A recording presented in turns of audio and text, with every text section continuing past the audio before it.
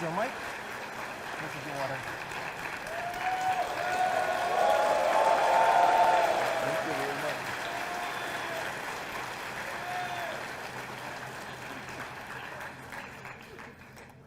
Thank you very much. I'm impressed by the number of people showing up for this.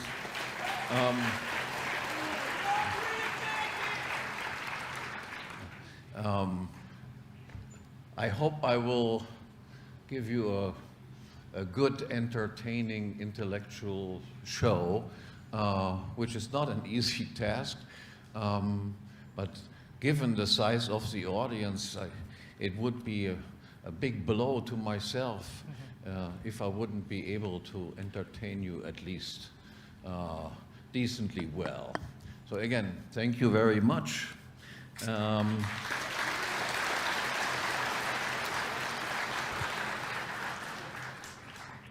And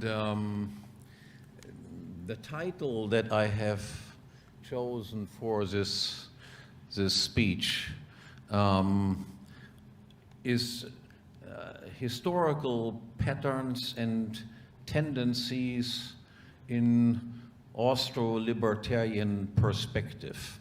That is, I want to tell you a few stories, so to speak, that explain the present world. And the story consists of three sub-stories. They are all interconnected, run in a way parallel, but I will present them, of course, in a sequence. First one, then the second, then the third, and they will complement each other to come up with a full picture that makes you hopefully better understand the present world. The first story, or nowadays people call that the first narrative, concerns the origin of states and the changes of states, or the constitutions of states, in the course of time. It is like a historical reconstruction. And the second story concerns the concentration of states, deals with the issues of war and imperialism. And the third story that then completes the full picture deals with money and banking and monetary centralization. So let me begin with the first. I will read you one page from one of my works that explains the very foundations of libertarianism, the very principles of libertarianism, and then I will, in a more loose way, continue from there. If there were no scarcity in this world, there would be no conflicts among people. But there is scarcity. Since we left the Garden of Eden, things are scarce. And because things are scarce, we might fight over things. I want to do one thing with a certain object, and you might want to do something else with the same object. So if we want to live in peace with each other, it is necessary that all scarce things are in the hands of separate individuals. That is, we need private property in order to avoid conflicts, such that I own certain things and I can do what I want with those things. And you own other things and you do whatever you want to do with those things.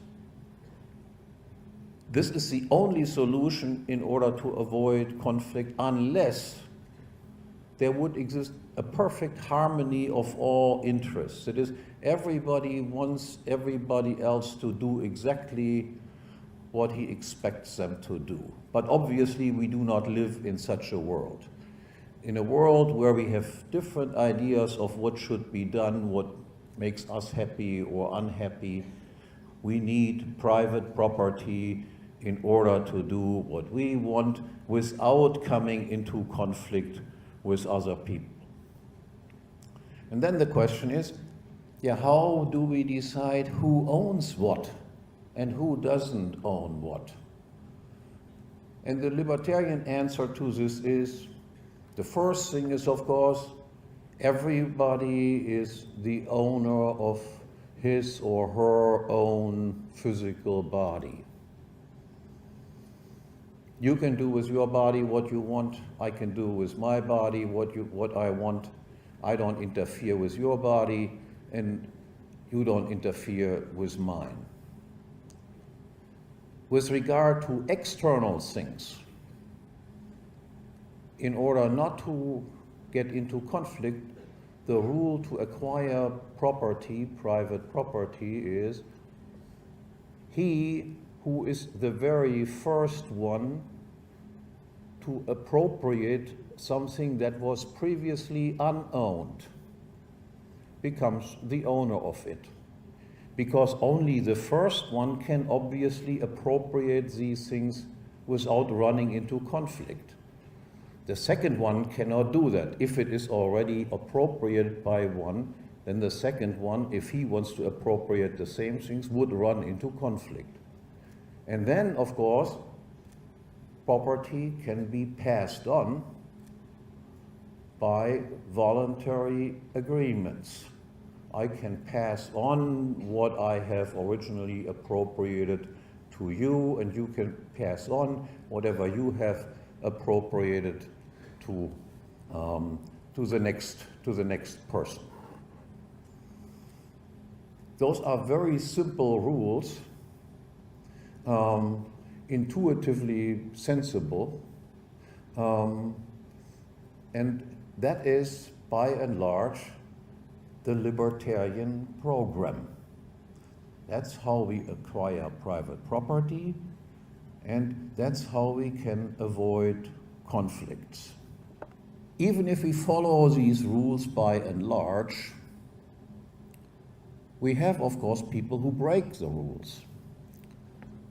People who steal property or do not rely on me passing property on to them, but take it without my consent. So what do we do about rule breakers? And as long as mankind is what it is, we will have rule breakers. Who decides when rules are broken, these rules are broken, who is right and wrong?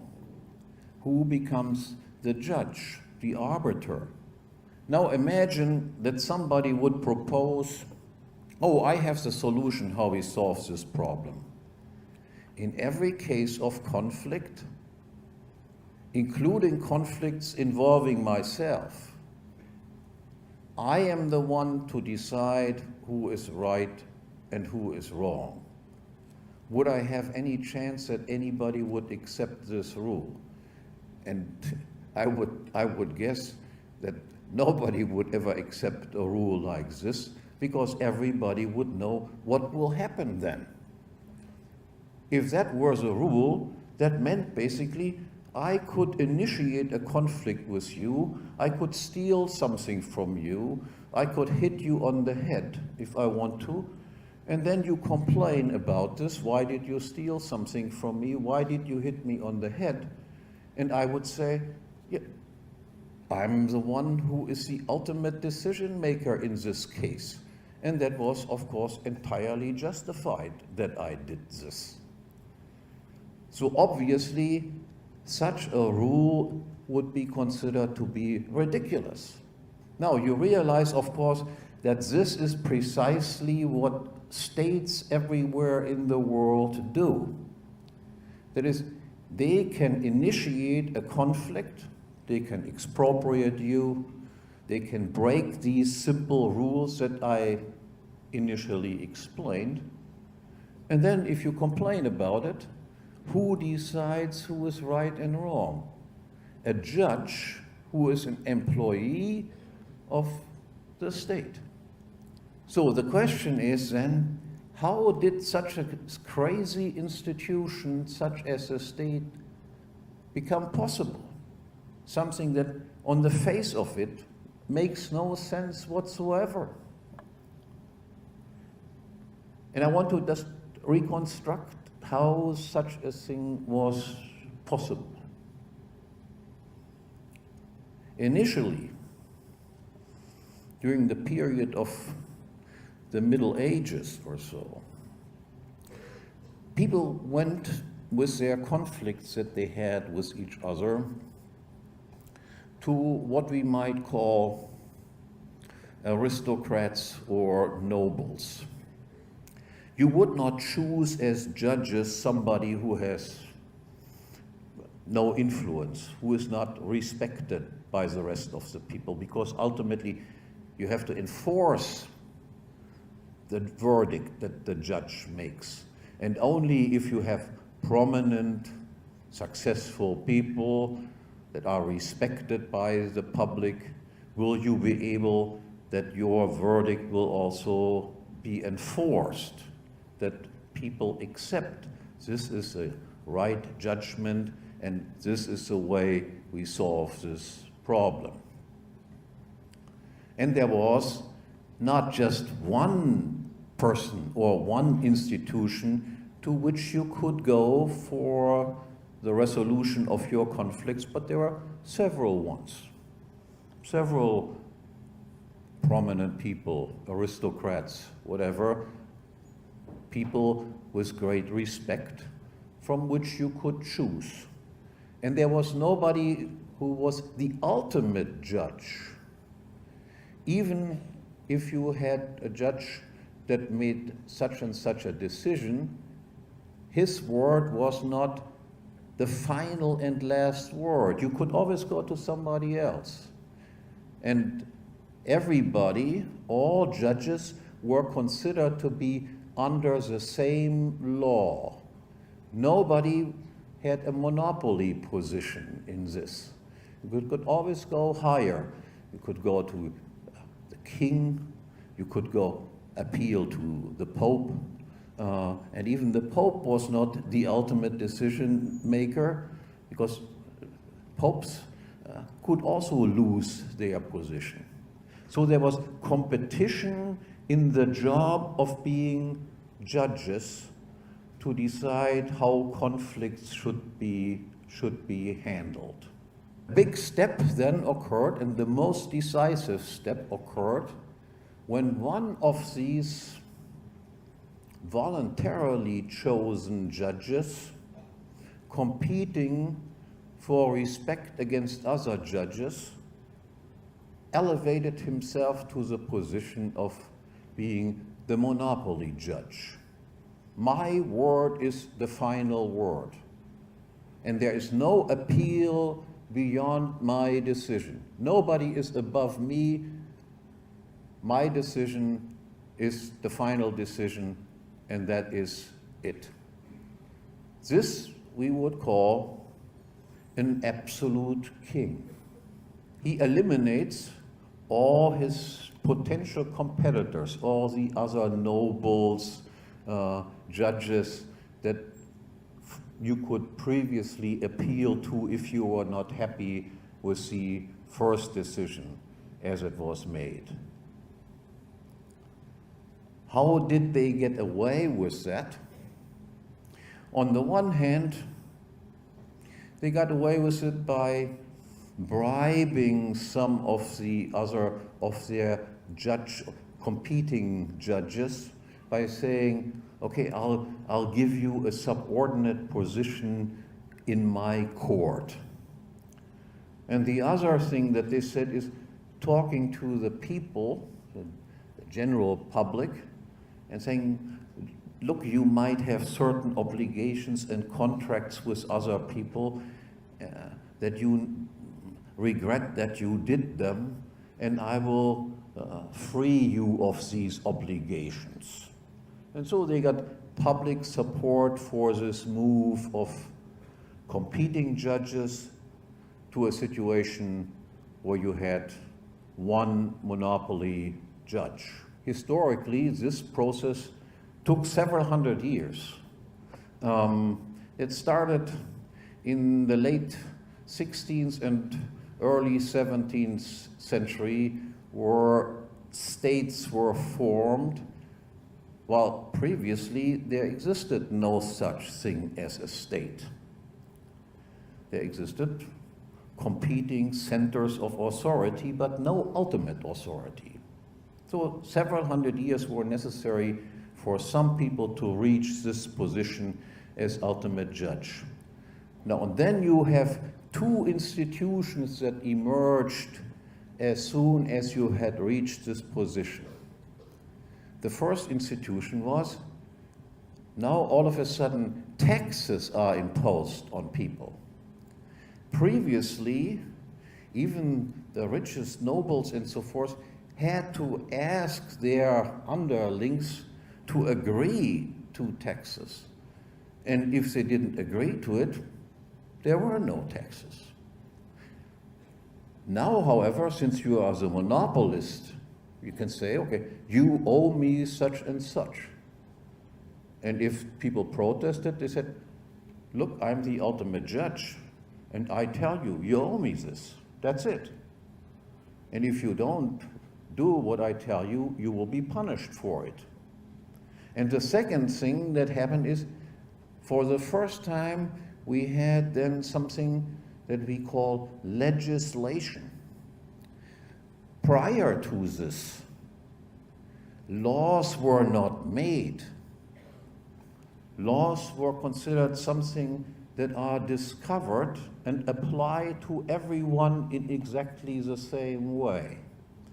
These laws that I mentioned at the very beginning, how property is established, these were not laws that were made up by somebody. These are natural laws.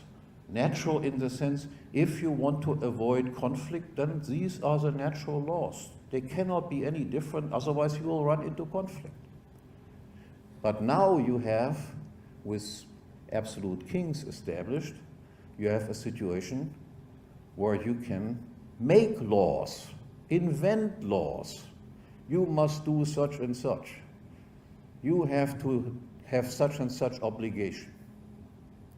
So taxation and legislation come into existence. First, of course, to a small extent, there won't be not massive taxation, and there will not be massive amount of legislation, but slowly, taxation will start and taxes will be increased, and slowly, laws will be made. And of course, the laws will always be made in such a way that they benefit the ruler and his entourage that he assembles around him. And then the next step in the development, bringing us closer to the present time, is now, of course, the position of the king is attacked by various people, mostly by the intellectuals. They say, yeah, but isn't that a violation of the principle of equality before the law if there is one guy, the king, that can make laws? Isn't he a privileged person? Are there now not two types of laws? The laws that apply to regular people and the laws that apply to the king. He is above the law that applies to regular people. And that has to go. That is a violation of the principles of justice. And what was the answer to this? The answer to that was to say what we have to do is we have to make it possible that everybody can become the king. That is, we introduce democracy. Not just the king should have this right to do that. Everybody should have the right to do this. Everybody should be able to become the king, so to speak. The question, however, is, did this step involve that all people did become equal before the law? And the answer is no, of course not. A democratically elected president or prime minister or whatever the name is of these people, he can do the same thing as a king could do before. There is two types of laws still exist. One type of law is what we call private law that applies to everybody in their private dealings. And the other type of law, which we would not even call law, is what is termed public law. Public law is the law that protects and applies to people who have been democratically elected to be the head of the state. So, two types of laws exist under democracy, just as much as two types of laws existed under an absolute king. Now, what did this change from monarchy to democracy imply? And again, indicating roughly how that was, when that happened historically, the beginning of this process is with the French Revolution, where monarchy is first, so to speak, come under heavy attack. And the end process is, at least as far as Western Europe is concerned, is the end of World War I, when essentially all monarchies are abolished and democracy becomes the principle of organization for all Western societies. Now, what this transition means is the following. Somebody like the king, who considers his country, his private property and all the people living there as his tenants, is replaced by a temporary administrator. The king could sell part of his realm and he could pass it on to future generations. He had what we might call a low time preference because of this. That is, a long planning horizon, precisely because he considered himself as, I'm some sort of owner of this whole thing. A democratically elected politician in charge of the state does not consider himself to be the owner of the place, but a temporary administrator of it. He cannot sell anything and keep the receipts from the sale for himself, and he cannot pass it on to the next generation. Will that make a difference in the way that he conducts his business? And the answer is yes, that will make a tremendous difference. I always try to explain that to my students by giving him the following example. Imagine that you own a house You can pass it on as an inheritance. You can sell the house and so forth. Or you have the same house, and for 4 years you can do with the house whatever you want to do with the house, but you cannot pass it on, and you cannot sell it and keep the receipts from the sale. Will you treat the house the same way? And the answer is no, of course you will not treat the house the same way. If you are just a temporary caretaker of it, you will try to get as much out of the house in as short a time as possible, because after 4 or 5 years, you might no longer be in charge of it. And the house might then be a ruin. Would you do the same thing if you were the owner of the house? And the answer is, that's very unlikely that you would do that. I'm not excluding that. There are sometimes crazy people in the world. Actually, there are very many crazy people in the world. But it is far less likely that people would do that if they own the place. So, democracy is a system that leads to systematic capital consumption. That is, people consume in the present because they do not know in what position they will be in the future, instead of accumulating capital and making long-run plans.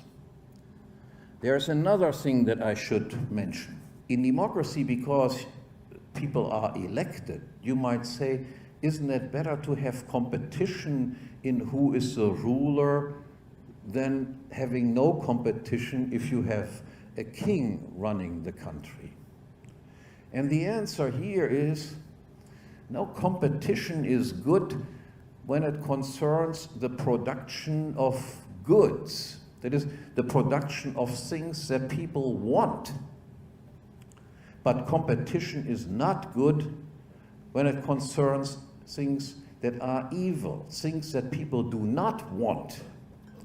People do not ask to be taxed. They will not scream, hey, tax me, tax me, tax me, I love to be taxed. They do not ask, make another law that benefits you and harms me. They are afraid of this. But since states are in the business of taxing and legislating, that is, doing bad things, doing evil things, competition in that area is bad. You don't want competition in who is the best killer, who is the best person to run a concentration camp. There you would be happy if you have incompetent people, stupid people, people who are inefficient. But democracy precisely produces that the biggest demagogues, the biggest crooks will rise to the top. Imagine that you would run a campaign and would say, hey, I want private property to be protected under all circumstances. I don't want to have any taxes. I don't want to have any redistribution of income and wealth and so forth. We have to stop passing any laws except the principles that I mentioned at the very beginning. How successful would you be in a campaign like this? The answer, you will not be very successful. Because democracy, of course, allows people also to use their vote to vote themselves the property of other people. In the history of political thought, you will find practically no one who ever promoted democracy until very recently. But in the past, everybody realized democracy is a way of people who have less or have nothing to vote themselves the property of those people who have more and are better off than they themselves are. It promotes immorality. democracy might work in very small villages, because there everybody knows who the other people are. You know, Mr. X is a nice guy, and Mr. Y is a lousy person. And you would be ashamed to try to rob other people of their property, because people know each other. But if you have states that are made up of millions and millions of people, you don't know whom you rob. So the inhibition that you otherwise have against stealing from other people simply disappears. One word about, can kings also be evil? Yes, they can be evil.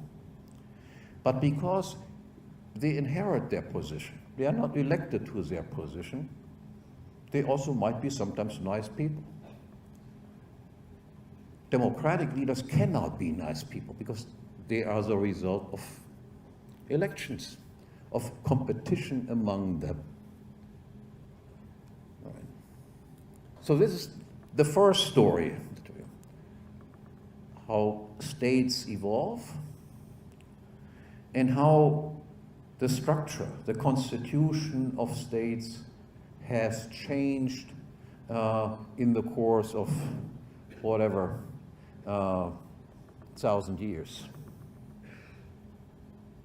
Now I come to the second story, which in a way complements the first, makes the picture more complete than the picture that I developed up to this point.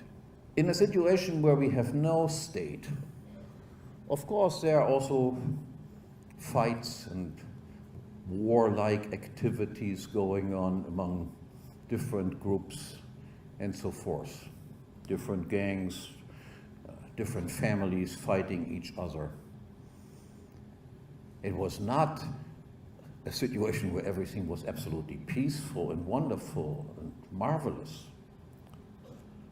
But before the development of the state, whenever you engaged in aggression against other people, or some groups fighting other groups, you had to pay the cost of being an aggressor yourself. To aggress against other people is also not costless. You must have means to do it, you must have money to do it, you must have weapons to do it, you must have people who side with you and so forth, and yet you might have to pay to fight on your side. So you would always think, if I go into some conflict with others, fight other people, I always have to consider how costly will that be for me? Will I win? Will I lose? And so forth. As soon as you have the institution of the state, war making becomes a different enterprise. Because now you can make other people pay for your aggression and your aggressive motives that you have towards other people. Again, recall, you can resort to taxes. People must pay for your war that might not want to have anything to do with it. Imagine that, let's say, Mr. Bush, when he started his wars in the Middle East or so, would have had to pay for this war himself and recruit his buddies and friends and say, are you willing to chip in for this war?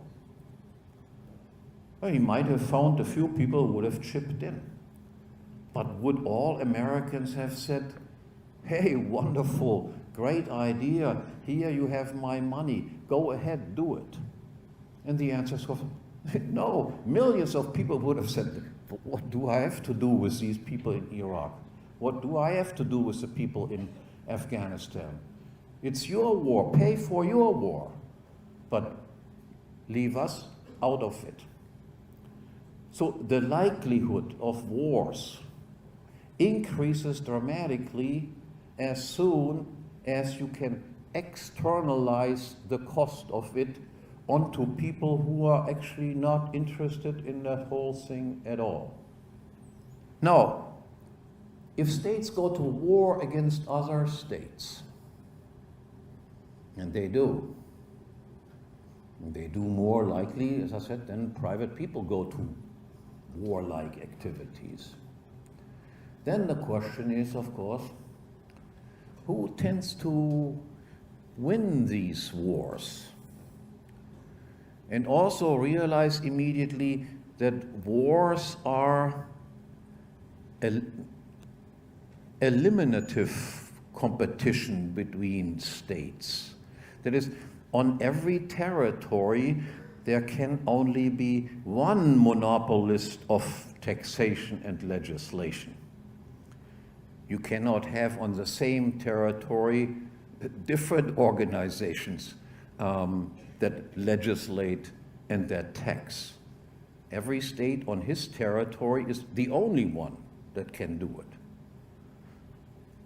And of course, every state has an interest to expand its territory. The more people he controls, that means the more people he can tax. The more people he can impose his own laws on those people.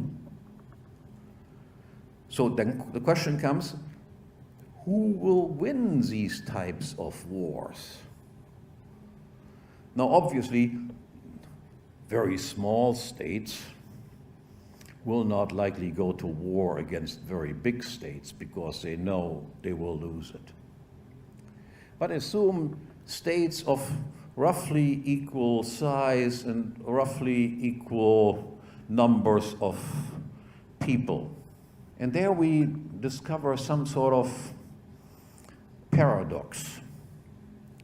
Obviously, all wars require resources. Weapons, soldiers, ammunitions, logistical materials, and so forth. Now, the longer a war draws out, the more important it becomes how wealthy is the society on which this state or that state can get his resources. And the interesting thing is that we discover there is, it is the more liberal states, liberal in the European sense, that is being not quite as nasty as some other states, that those states, of course, command larger resources. Because more liberal societies are wealthier societies. They allow more capital accumulation, they allow people more to become wealthy and so forth. So there is a tendency that might strike you as paradoxical, that the more liberal, the nicer states, so to speak, are those that tend to be the most aggressive, the most imperialistically minded states in the course of history. You have first a country like the Netherlands, for instance, being the first really successful capitalist society that becomes a major colonial power. Then that position goes to England. Again, a very liberal country, a very wealthy country, becoming a world-dominating place with places controlled by Britain all around the globe.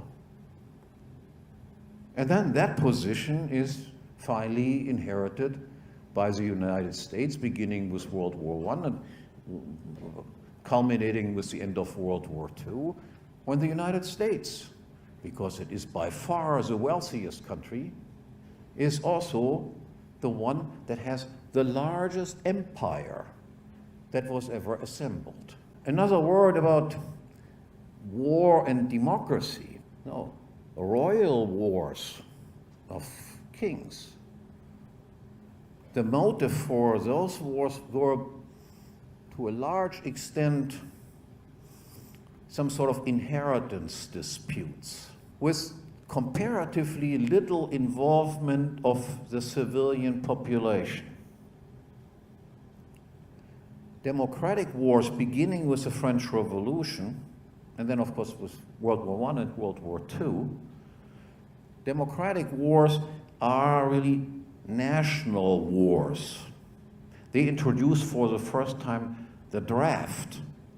That is, since all people allegedly under democracy rule themselves and it is their state, everybody has now the obligation to participate in the war. Even the civilian population gets drawn into the war. The war becomes more totalitarian, more total wars than kings' wars ever were. Kings' wars were by and large because the armies were meeting on open fields and the two armies were clashing and the civilian population was by and large unaffected by it. That, of course, stopped entirely, first of all, with the American Civil War, then already with Napoleon, before, with World War I and World War II, of course, all of these states use the draft. All people have to participate in it. Nobody can escape from participating in the war enterprise. And you realize that this tendency of states going to war and trying to enlarge their territories would ultimately only come to an end if we have a one world dominating power. It is not necessary that this and of course this is, so to speak, the goal of the United States. Yes, the United States has something more than 150 military installations across the world, in all sorts of countries. Now they're far away from reaching a position, they might never reach it. But it is important to recognize that there is a tendency in that direction. So this is the second story that concerns the centralization of state power, with, as we can easily imagine, with the logical endpoint of having a world state, a world government. And let me just make one point, I'll come back to that later on again. While there are some people who think that this would be, even some philosophers thought, that would be the perfect situation if we have just one world state. There's a big mistake to think that. Because if you have one world state, then you would have the same tax structure and the same legislation, the same regulation structure all across the globe, with almost no possibility of people voting with their feet, of running away from a place in search of something that is better. And since people cannot run away from it, this one world state would have practically no problems anymore on cracking down more and more on their own population, because after all, they have no alternatives. They have to stay where they are. And all places are taxed and regulated in the same way. Now I come to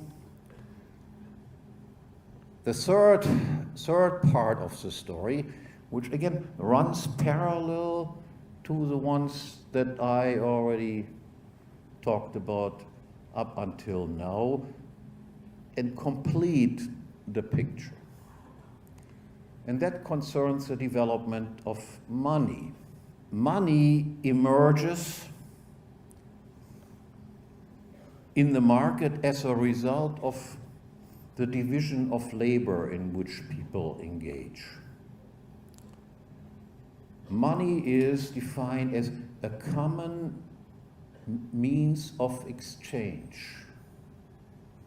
That is, it is the most easily saleable and the most widely accepted good of all goods to facilitate exchange.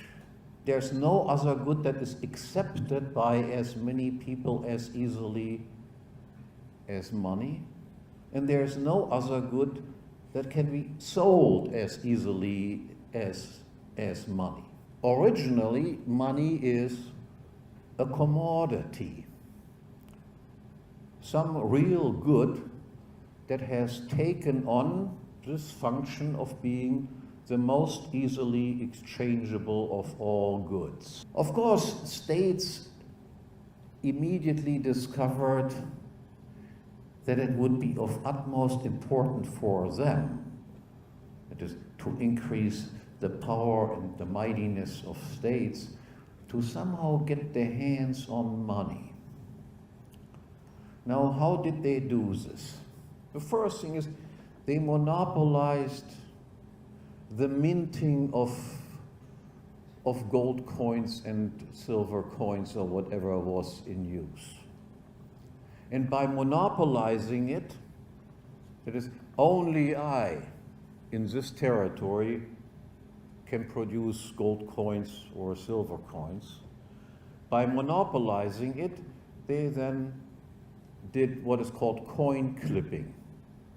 They simply said, send me your coins, and I'll make a new picture on the coins, the new king, new picture, and then took some of the gold content and silver content out of it, gave the same number of coins back to the people, but what they took out, the gold that they took out, or the silver that they took out of each one of these coins, or additional amounts of money that they kept for themselves.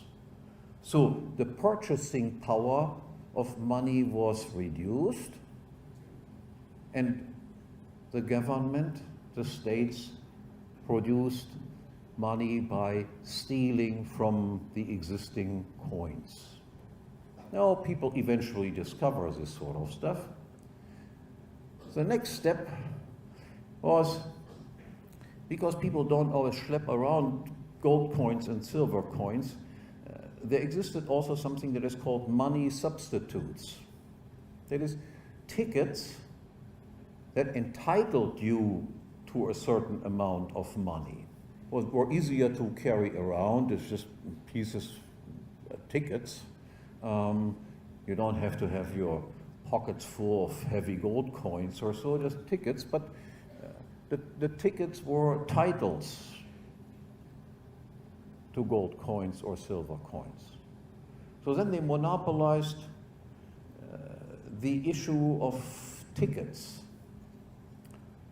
At the beginning, various banks and so forth issued their own tickets.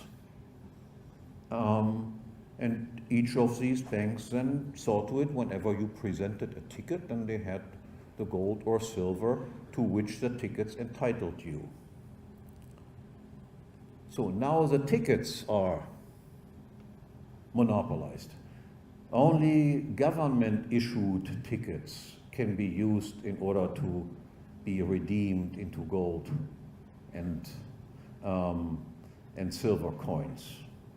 And the next step in this process was, you have to get rid of gold coins entirely and only do with tickets. Now this process has been somewhat complicated, and I will not go into all the details how this process happened. But all states typically went at some point, usually during wartime, off the gold standard or off the silver standard, and said, look, we keep all the gold, you give us all the gold, you give us all the silver. If you don't do that, we will punish you, and you get tickets for it. But we will no longer redeem these tickets into gold or silver. Again, this was a lengthy process that ended in 1971. In 1971, the last tie to gold was cut. Until 1971, it was possible for, at least for foreign central banks, to come to the United States and say, here I have 35, here I have paper dollars, 35 of them, they entitle me to an ounce of gold. But the United States had printed so many paper tickets, so many paper dollars, that they were incapable of paying gold out according to the agreement that they had made. And it was President Nixon in the United States who in 1971 said, we are off the gold standard completely. From now on, you can keep your paper tickets, and we keep the gold. You realize that once you are in this position, where there is absolutely no tie to any commodity anymore, then you can increase the amount of money at will. Nowadays, you can even just press a button and double, triple, quadruple the amount of money in existence. Obviously, you cannot do that if you're on a gold or on a silver standard. Now, what is important to realize here is an increase in the amount of money in existence does not make society richer. It just reduces the purchasing power of each unit of money. If by printing up paper money you could make society better off, then ask yourself, why is there still a poor country in the world? Even the craziest countries in the world can print any amount of paper money that they want. Why is there still a poor person on earth if simply by increasing the amount of money in existence, wealth would be created? And the answer is that cannot be done. But if you ask any central banker in the world, they all believe in this nonsense. You read in the paper every day. It's like quantitative easing. That means nothing else but more money will be printed and the purchasing power of each unit will decrease. But by printing money, while you cannot make society as a whole richer, what you can do is you can make those people richer who get the money first. Because those people who get the money first can still buy with that new money at the old low prices. And then as that money ripples through the economy and prices go up, those people who then get the money very late, they are paying higher prices already for everything. So there is an income redistribution taking place from those who get the money first, who are the ones who benefit from it, and harmed are those people who get the money last. Those people, for instance, who are on fixed incomes. If you are on fixed income and the purchasing power of money declines, you are then screwed. And then the answer is, who is the one who always gets the money first? And the answer is, who gets the money first? First the central bank that printed. and they are governmental institutions. And then the main clients of the central banks, those are the big private banks. And then the main clients of these private banks. But none of that is you and me. So if people somehow complain about how the inequality of incomes is always rising, one major reason for this is precisely this constant increase in the amount of money in existence. Now, bringing the story to an end, here and money again leads us back to what I talked before about war and imperialism. The most powerful country is also the one that produces what is called the reserve currency. The US dollar is the reserve currency used by almost all countries. The Americans printing dollars and dollars and dollars, and the other countries who sell goods to the United States, earning dollars, don't always just use these dollars in order to buy or invest things in the United States. They keep it as reserves, as the basis of their own currencies. Foreigners who sell things to the United States are paid with paper, so to speak, and the Americans receive actual goods. So American consumption is to a large extent financed by people in other countries, which we might call monetary imperialism. Again, currently there is still one problem even for the Americans. That is, the dollar is not the only paper currency in the world. There still exist other currencies, the euro, Japanese yen, Russian ruble. And if the Americans would overdo it with their money printing, then the danger might be that people move to other currencies. So there is then a tendency to eliminate also this competition against other currencies. And one attempt, for instance, one big step in that direction was, for instance, the establishment of the euro. Before the euro was established, around 2000, there were still other competing strong currencies, like the German mark, for instance. The German mark was not particularly strong because any German virtues, but Germany had suffered twice from hyperinflation because they lost the war twice.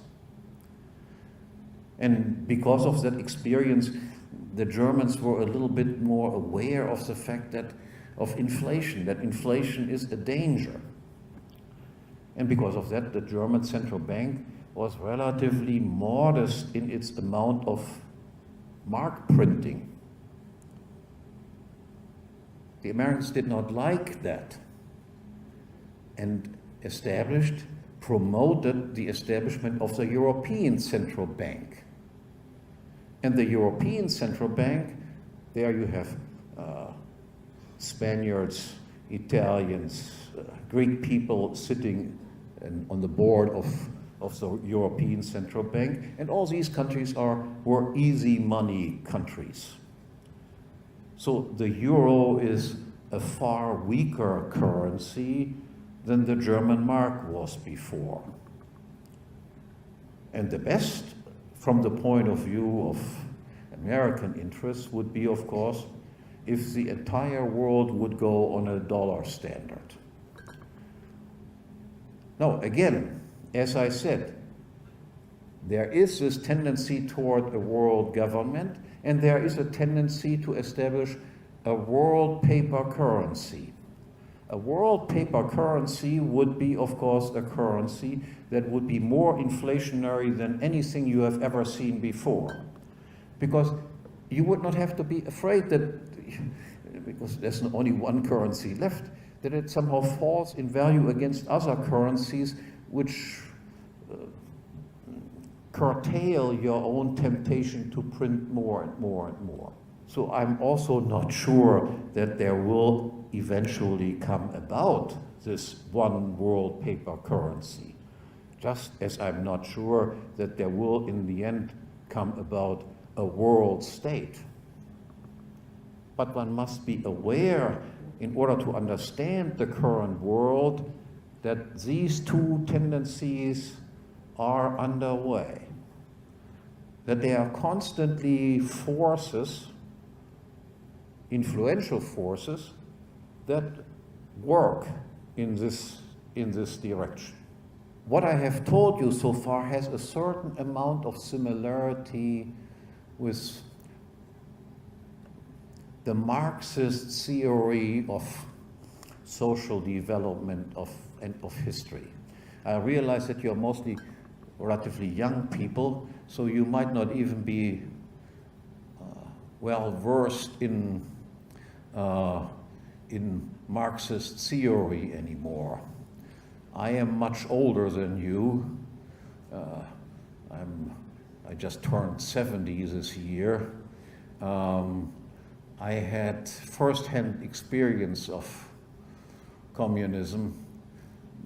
My mother had been expropriated in East Germany by the Russians. I was born in West Germany, but most of my relatives lived in the East.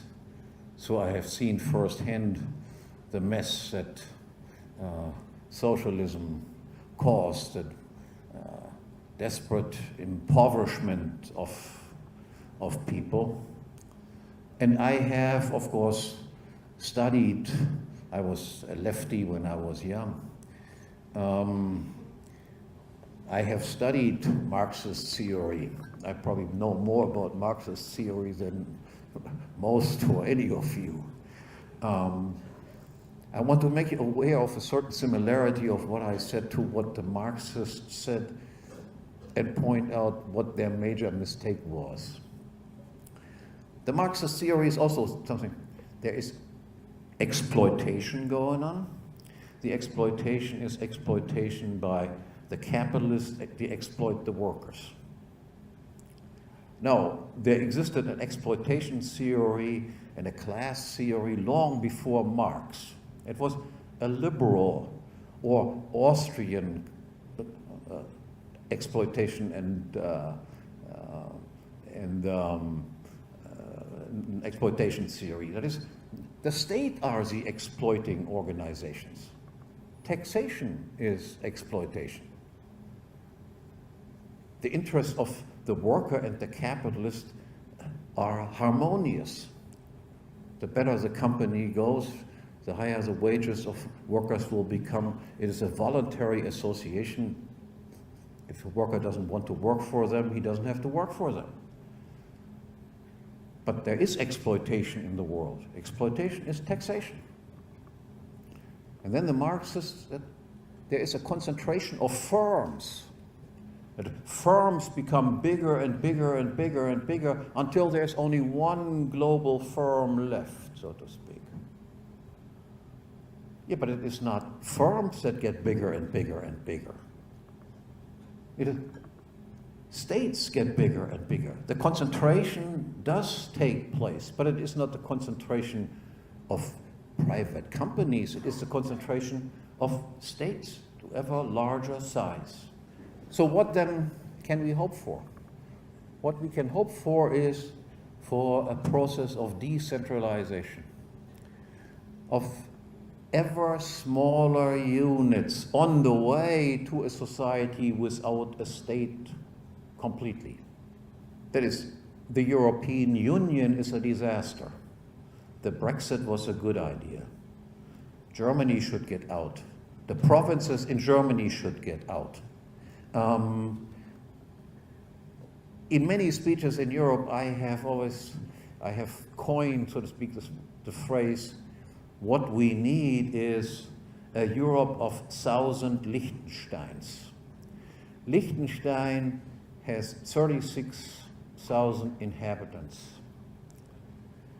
In Liechtenstein, the Prince of Liechtenstein allows these 6 or 7 villages which compose Liechtenstein to each secede from Liechtenstein to become independent of Liechtenstein, or to join Austria, or to join Switzerland, whatever they want. Why would that be good? Why should we promote the secessionist movements or decentralization? Because if we have states at all, and as long as we have any states at all, it is best to have as many of them as possible, because then they have to compete for people to stay there and not move to other places. They have to treat their people in a nice way, otherwise they simply disappear. Small states are also less likely to engage in warlike activities. Small states also are almost forced to engage in free trade with the rest of the world. Because imagine that a state like Liechtenstein with 36,000 people would say, we do protectionist measures. We don't want any foreign goods come in here. The population would be dead in a week or two. They must engage in free trade.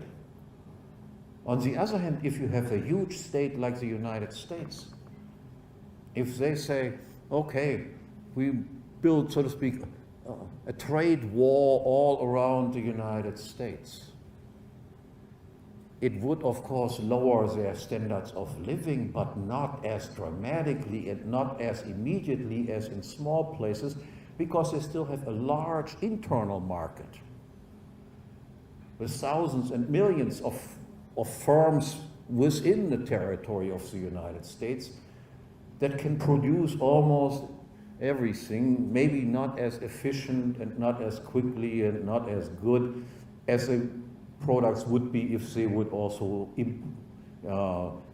trade with the rest of the world. But they could deal with it for a while. And as I said before, the smaller the states are, the more difficult it becomes for people to simply engage in, I steal from my neighbor by voting for this and that, because people know each other and there will be more social control. So the goal of libertarians on the way to the goal of a completely stateless society is, first, we have to work as hard as we can with as good arguments as we can come up with for a process of decentralization or even secession. I thank you very much.